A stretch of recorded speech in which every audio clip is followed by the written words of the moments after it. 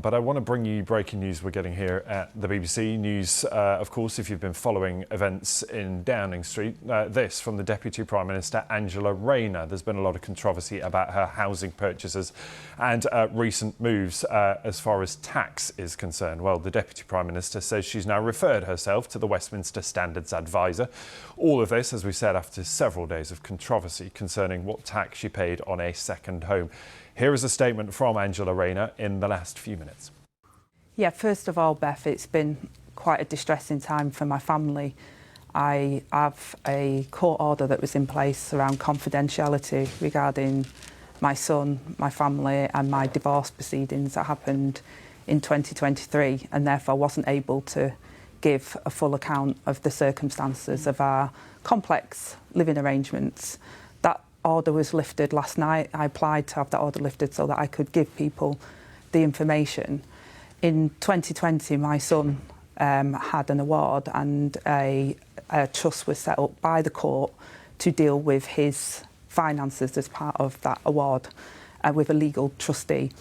And in 2023, when me and my husband divorced, the decision was, because that home was adapted to support my son who has lifelong disabilities as a result of that injury that occurred to him, that trust was set up, and they decided that they would take on the property so that me and my husband could have a nesting arrangement where we could provide for my child in our family home, which is our family home and remains our family home. So when I'm looking after the children, I go back to the family home, and then when my ex-husband is looking after the children, he does, and it was done primarily to support my son with his additional needs and to provide stability for them during the divorce.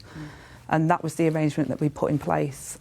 I then went to purchase, took my life savings basically out of the property, the 25% that I still owned within the property, took that money out so that I could purchase with a mortgage the place in Hove.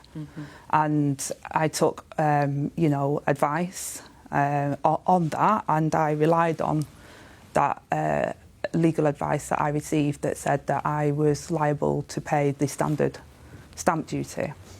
Subsequently to that, with all of the media reports that have been coming out, I took expert counsel advice on all of my affairs to ensure that everything was done proper, and that expert counsel said that the advice that I received was inaccurate because of the trust.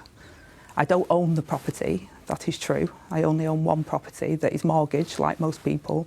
But because of the nature of the trust that was set up by the court, that I would be liable to pay the additional stamp duty.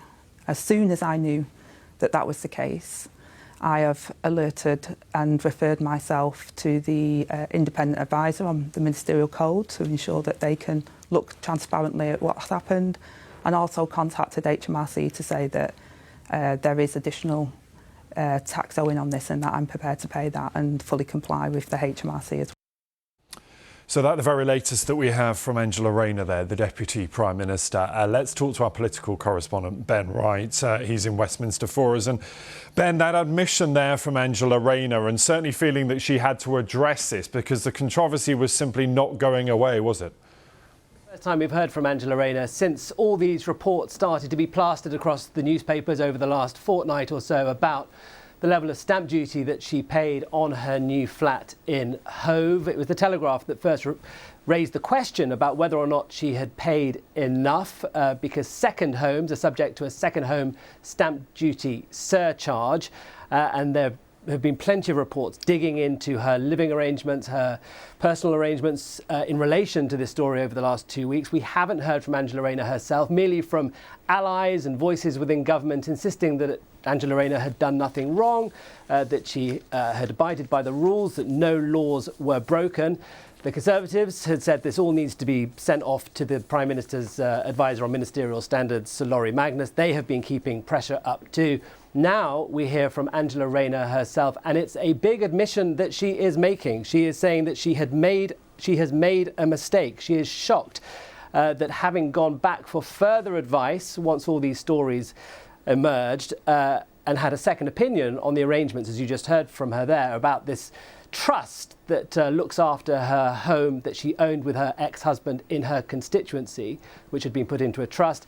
The advice now is that she does have a financial stake in that it could be considered to be a property that she owns, even though she doesn't have a mortgage on it, and that could mean that she is liable for the full stamp duty rate on that flat that she has bought in Hove. So it's a very significant development, leaves Angela Rayner, I think, in a very difficult position today. You could see from that interview, I think she is pretty shell-shocked by this, and it's very uncomfortable for her. Yes, and Ben, I wonder what potentially the outcome of this could be. What powers does that standards advisor have to enforce the rules here?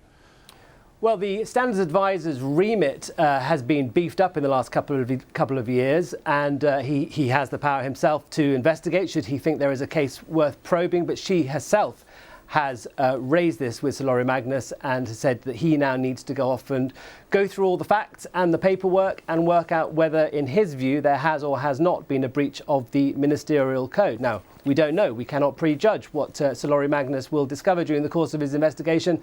But for the Deputy Prime Minister and the Housing Secretary now to be subject to a probe by the Prime Minister's Standards Advisor on the issue of her own housing and rates of stamp duty that she paid on that is not a comfortable place for a very senior cabinet minister to be in. Yes, and Ben, that is the point. This is very embarrassing regardless of the outcome, given her role, as you said, as housing minister, but also given what we're hearing from the Chancellor about how we're all going to have to pay a bit more to fill that black hole.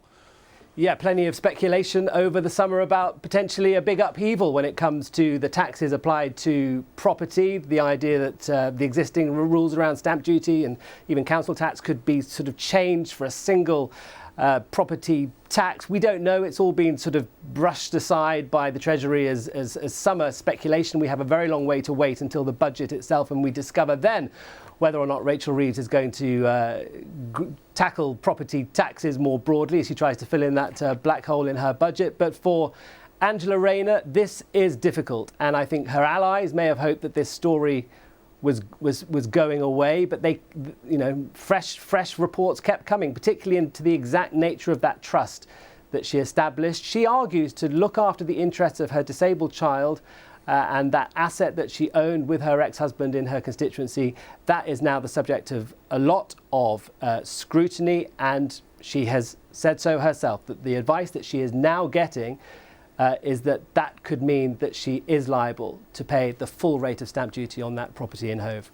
Yes, and Ben, all of this a distraction from a government that is trying to get on the front foot right now in terms of what it's able to deliver. More than a year in office, a lot of concern about what this Labour government has been able to do. The Prime Minister very keen to point to some of these successes.